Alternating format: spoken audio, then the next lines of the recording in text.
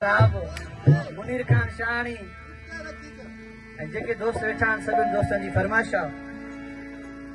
हिन महफ़िल में मुंहिंजो यार नाहे कहिड़ो हार मुंहिंजो सींगार आहे। ख़ासि फरमाइश आसिम शानी, हाजी बख्शो शानी ऐं नगर खान शानी। बस वेहण मुंहिंजो बेकार आहे, बस वेहण मुंहिंजो बेकार आहे। हिन महफ़िल में यार नाहे कहिड़ो हार मुंहिंजो सींगार आहे। हिन महफ़िल में मुंहिंजो यार नाहे कहिड़ो हार मुंहिंजो सींगार आहे। कहिड़ो हार मुंहिंजो सींगार आहे, कहिड़ो हार मुंहिंजो सींगार आहे। बस वेहण मुंहिंजो बेकार आहे, कहिड़ो हार मुंहिंजो सींगार आहे।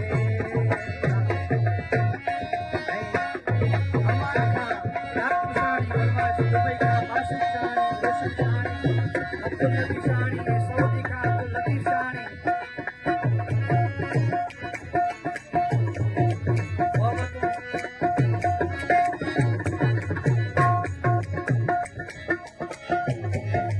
हिन महफ़िल ते वॾा शौक़ हुया, उहे शौक़ मुंहिंजा पूरा कोन थिया। ऐं ख़ासि महिमान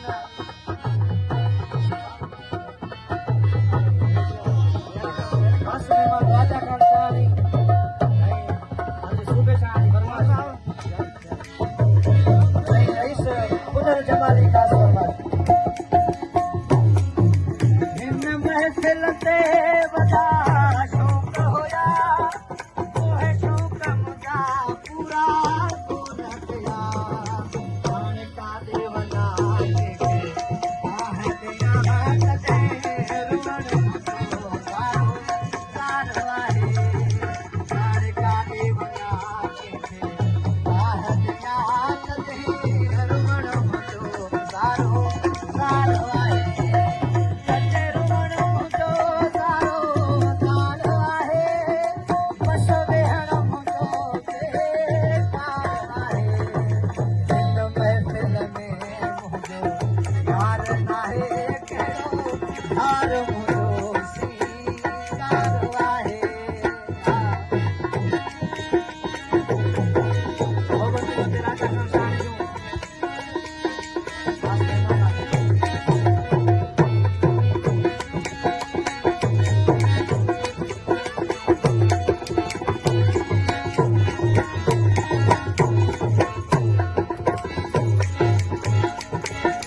वॾा टोल पका मूंसां ॿधल हुया,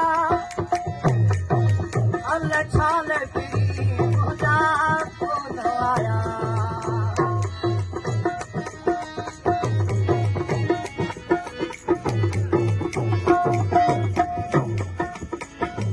दुबई खां रफ़ीक जमाली ऐं जिद्दा खां रहमान जमाली।